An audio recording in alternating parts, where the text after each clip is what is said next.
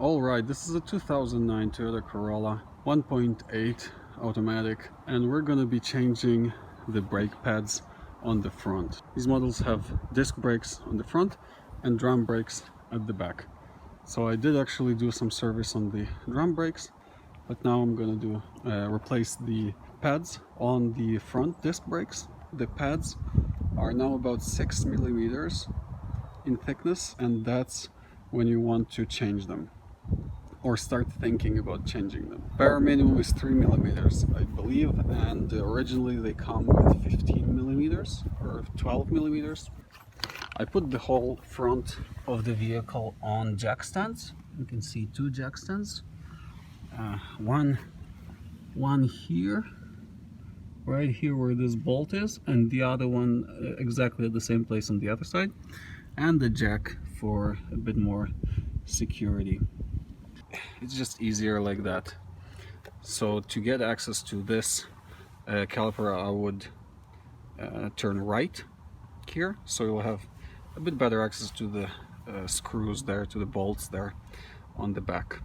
Before you do anything, it's good to inspect the condition of your suspension here on the front, and for that you would just grab here at the 9 and 3 o'clock position and try to wiggle the wheel. I don't hear any clunks or anything like that, so everything seems to be fine.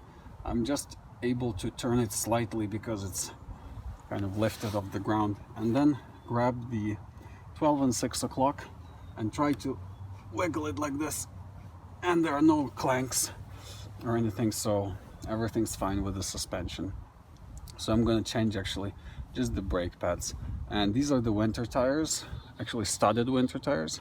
The reason I'm doing the brake job now is because I'm also changing the winter tires to summer tires, and it's a good chance to do the maintenance. I have this cover here. It's cracked already, but still serves the purpose, so I just need to remove it. There you go. This wheel is already off the ground, but I actually have an impact wrench, so it's not, I don't need to keep it on the ground to loosen the bolt. It's now the wrong direction. It's an air tool.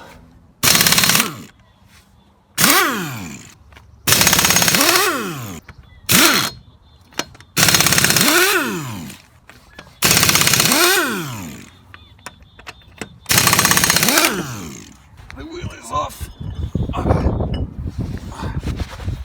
So this is a winter tire. Off it goes. I need a summer one. Alright. And because I have a compressor here, I'm just gonna use some compressed air to blow off all the dirt and rust.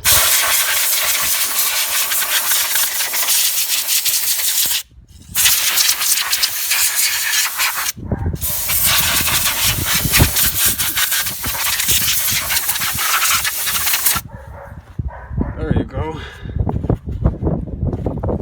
Now I need to turn the wheel right, so I have a bit better access here to the bolts on the back.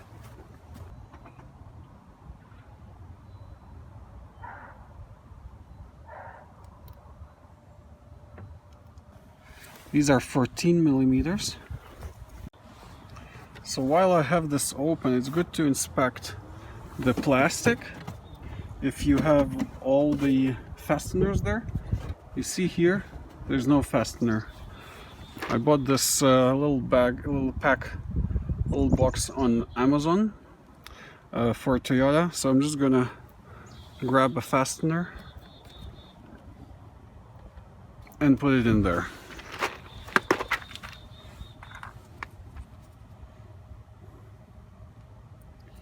I'm not sure which one is the best for this application, but judging by the hole, this one should work. There you go. and I won't lose this plastic piece. If push comes to shove, it will hold a little bit better. Okay, so I actually found 2 more fasteners that were missing. I put those back in, and now let's get to these bolts. It's 14 millimeters. But while I'm here, I see there's a rubber boot there. I'm gonna spray it with some rubber care product, just so it lasts as long as possible. I'm not a fan of changing these. There you go. Wherever you see some rubber part, just spray this rubber care thingy. Okay, so now I sprayed everything rubbery with this product. Okay, so we only need to unscrew the bottom one, and it's a 14 millimeter socket. I don't know if you can see it. Yeah, 14 millimeter. And if you're changing the brake pads, it's only the bottom one that you have to undo. And be careful not to do it the wrong direction, because it's on the other side, and many people would think that you have to turn it the same way as it was on this side, but it's actually the opposite way because it's on the other side. So you have to think that it's now on the back. We have to loosen it, so we have to turn it counterclockwise from that side, so it will be kind of clockwise from this side. So I'm gonna have to turn it like this, so it's kind of clockwise from where I'm standing, but it's counterclockwise from the other side. So we have to push down here, and to change the brake pads we just need to loosen the bottom one. Then this will flip up and we will hold it with some bungee cable. But let's try this.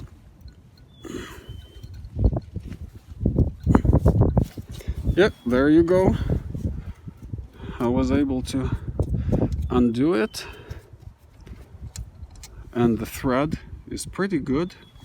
Not sure if anyone actually changed it before me, because the threads look very good. I'm gonna put some Loctite on them later and clean a bit this nut.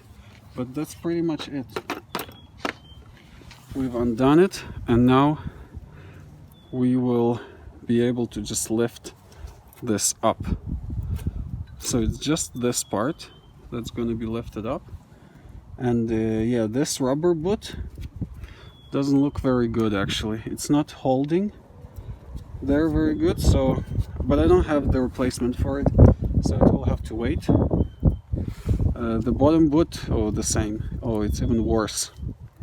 Oh, this needs a replacement. Okay, I don't have the replacement for it, but I'm definitely gonna get it, and when I have time I'm gonna replace it. But yeah, this is no good. There's some lubrication in there that kind of keeps it sliding forth and back. This is no good. I'll have to replace it. For now I'm gonna just spray some lubricant in there and hope it works. So with this caliper, what are we gonna do? I have a bungee cord like this. I'm gonna put it through this hole, then I'm gonna wrap it around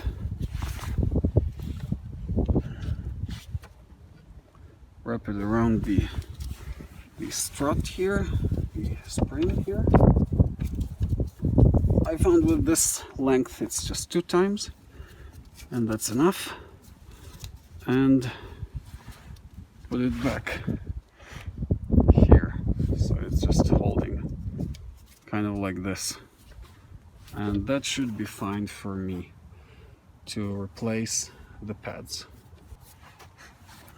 Now the pads, if you buy good pads, you're gonna have all these little pieces coming in the box. I bought Akebono.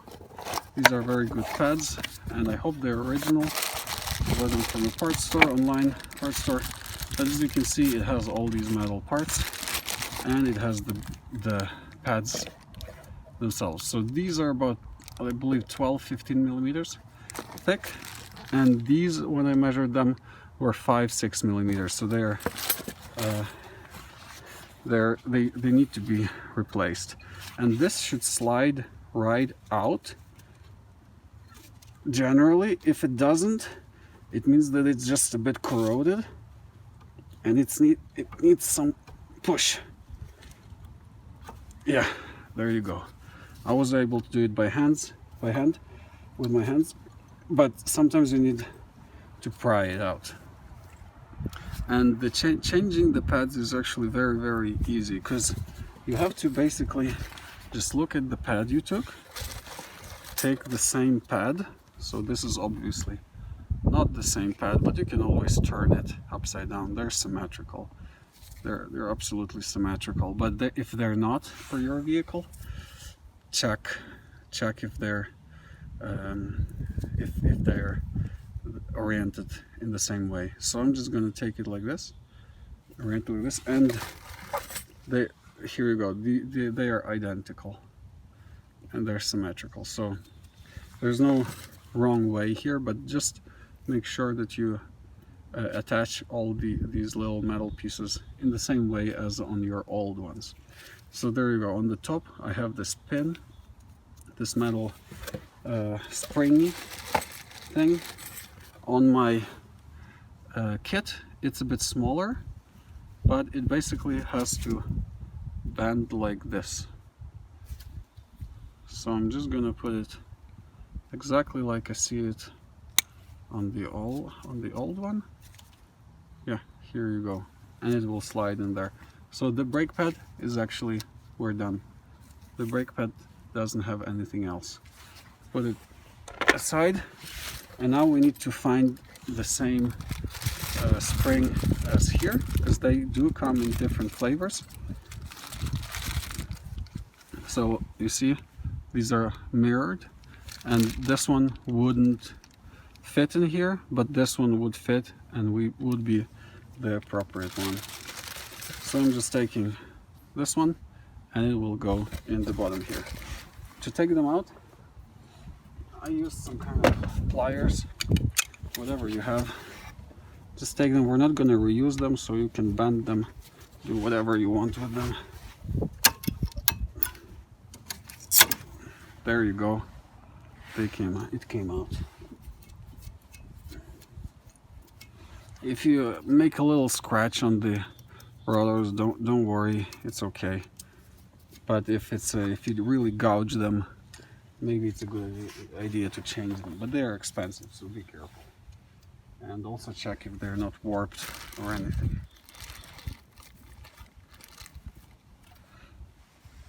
So there you go. This is the one I took out. This is the new one from the kit. But before I put it in, I'm gonna try to remove as much rust from here as possible. Some people would try to brush it with some metal brush, but I have compressed air and it works actually really good.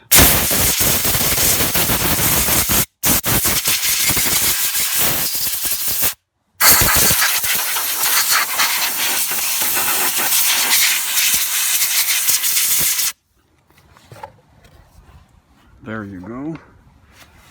It's a strong compressed air, and to fit it in,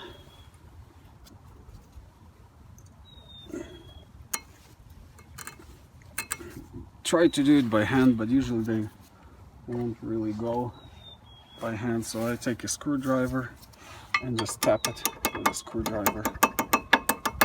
If it doesn't go nice and straight, I take a screwdriver like this and just tap this side a bit so it fits into that groove. There you go. And this side, I'm not sure I'm going to be able to do it, but I'm just going to hit it like this. There you go. This is ready. Now the top one, exactly the same procedure. Take the top one off. It's even easier. And make sure that you have the same one. There you go. These are the same, so I'm gonna put it here, but first compressed air.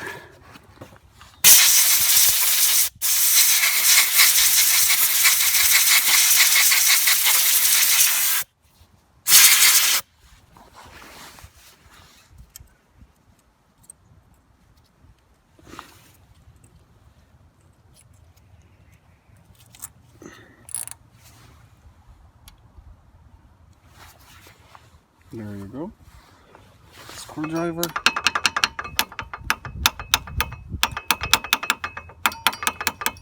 Tap it a little bit. Compressed air to clean it off. Done. Now this is the brake pad, and I'm gonna lubricate the parts that are moving with copper anti-seize. This part, this bottom part, will be sliding in and out there, and this top one as well will be sliding in and out. And here on this surface, the caliper will be pressing on it, so it's good to also put anti-seize in here. So I'm actually putting a lot of anti-seize on the whole thing, just on this whole thing. But maybe too much, but that's okay. Just don't put any on the pad or on the rotor, and you'll be fine. But all this surface will be sliding forth and back, so it needs some lubrication. There you go. And here, just smother some on. Doesn't need to be a lot, but it wouldn't hurt either. It will attract some dust maybe, and that's about it. So this side has this kind of bracket here, so it's a bit harder, but it should slide anyway very easily. So there you go, it slid in, no problem. Now the other side. In the meantime, I put some penetrating oil under this rubber gasket or whatever it's called, and then in the top one, because I'll be removing them, and I see there's corrosion there. So I put some penetrating oil just so it's easier for me to remove it once I get the parts. But for now, I'm also going to put this rubber care product on these rubber parts. And actually also on this rubber here, there's a rubber boot in here.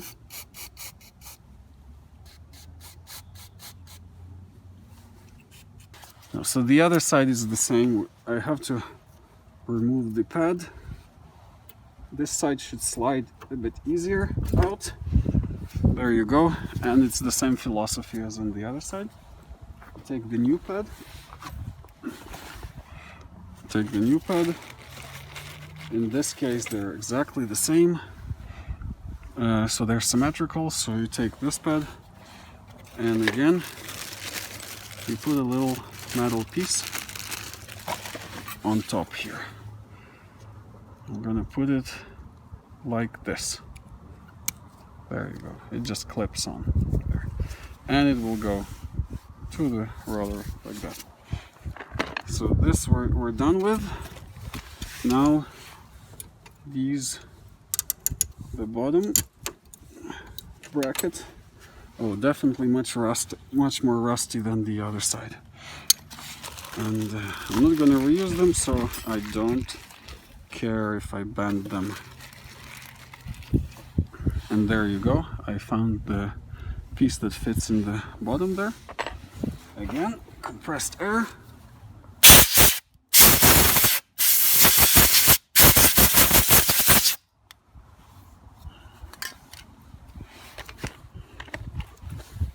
Fit the new piece in.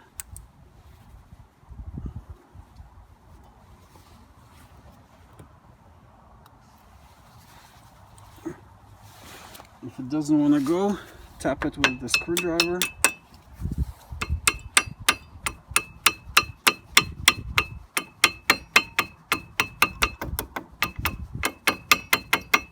I'm also using a plastic screwdriver for this, so I don't bend this necessarily.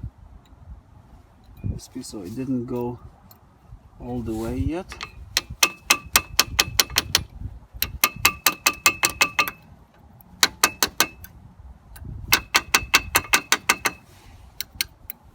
Still can go farther.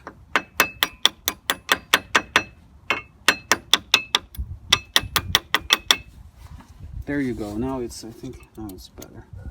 Yeah, it's better in there. Compressed air again.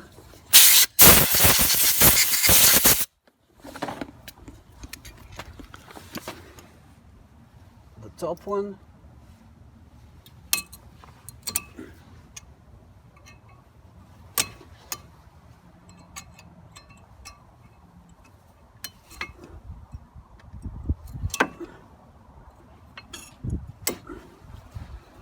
There you go. And I have the last piece in the box, and it's exactly the same. So I'm gonna put it in. But first, compressed air again.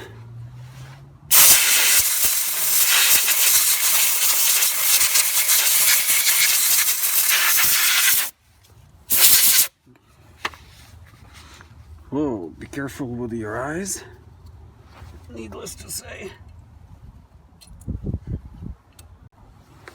It's the same story with this brake pad. Put anti-seize on the moving parts, on the sliding parts. It's basically all this side here and this pin as well.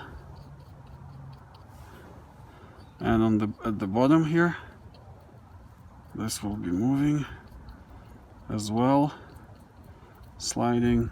It does attract dust, but I don't know, here we have a lot of rust and parts rust quite badly, so I'd rather have a bit of dust that I wash off than parts rusted together.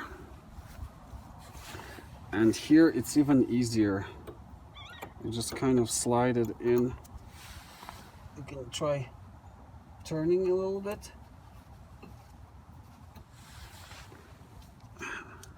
Kind of turn and slide. There you go. So both brake pads are in, and now this caliper is actually, if you can see it, is way too far out. So it needs to be compressed, and there's a tool for it. It's like a little tool with the bolt that you turn and it pushes it in. I don't have it. I was always using just a pair of big pliers like this, and you can do it also. It just requires a bit of strength. So if you don't have a lot of strength, maybe try to get the tool. I actually wanted to get the tool, but they didn't have it in the store today. So I said, okay, I'm just gonna use the old trick. And if you just hold it like this and just press with all your might, you'll be able to compress it. It goes very slowly, but it goes. That's the most important thing.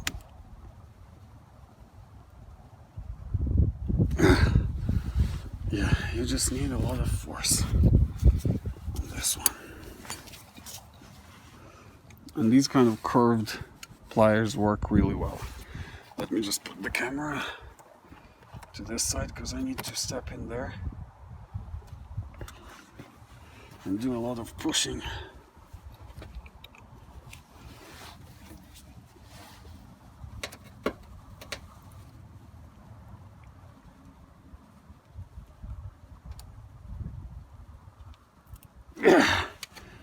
Oh yeah, it is hard, but you can do it. You can do it. I'm gonna press even more. There you go. Okay. I should be able to slide it in, no problem.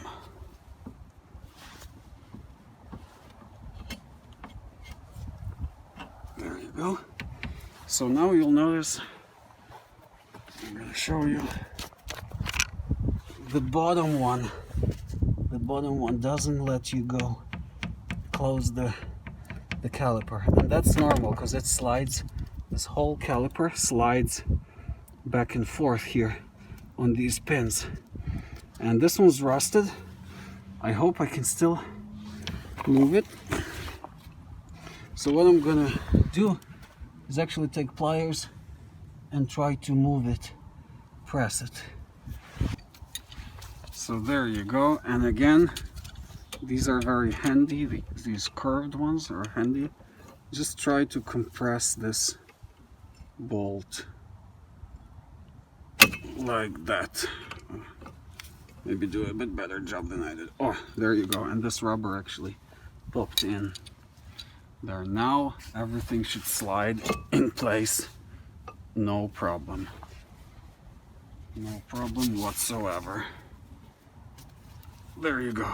So this slides in, put your bolt in, and we're ready to go.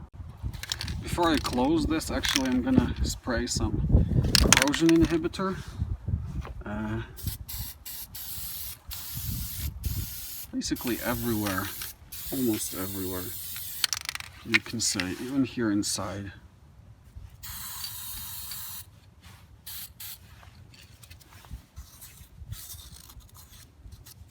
Just spread it a bit. It starts to drip.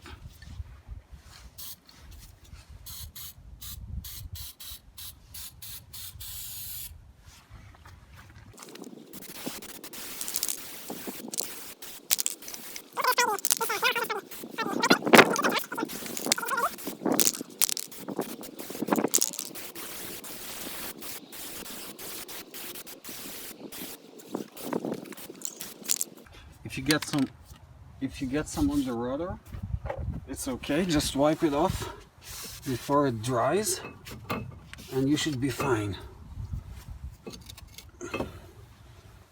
This anyway needs to be cleaned a bit here, because there's always some sand and dirt getting into here.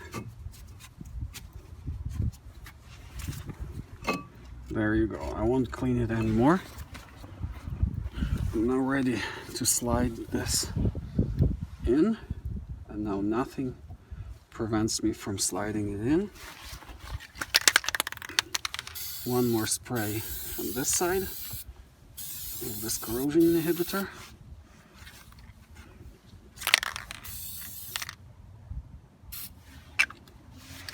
There you go. Now a little bit of blue thread locker on the nut.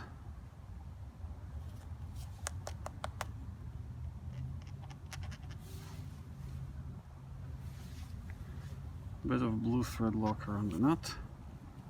That's plenty. It's actually quite a lot. No, it wants a bit more. There you go, a bit more.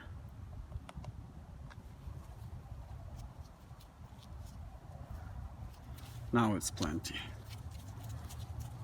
Just so it doesn't corrode in there and doesn't seize, and it doesn't unscrew itself. So there you go. Just a bit of that thread locker.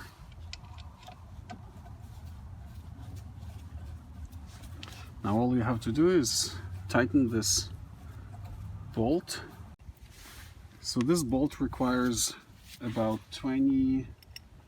from 21 to 25 feet-pounds of torque. That's what I read on the internet. And again, we want to tighten it, so we're going to be moving up. And 25 seems like a lot, because I tried it and it seems like a lot for this bolt. So I'm going to be using actually 22. That seems like it should be just beyond hand, a little bit beyond hand tight. And 25 is is more, I think. So I'm just gonna do 22. There you go, clicked.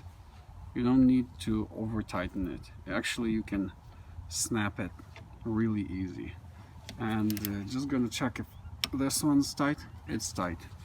There you go, the job is almost done. Put back the wheel and test drive the car. Easy on the brakes the first few times, just so the brake pad starts to wear down a bit.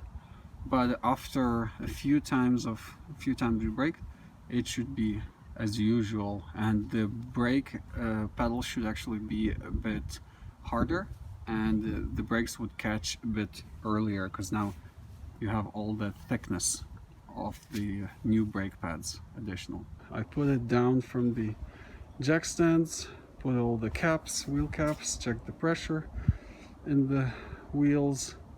Everything's back together. Now I'm going to test drive it, and just make sure you kind of gently press the brake pedal the first few times, and if there is a high frequency vibration, that's kind of could be normal, so don't be afraid.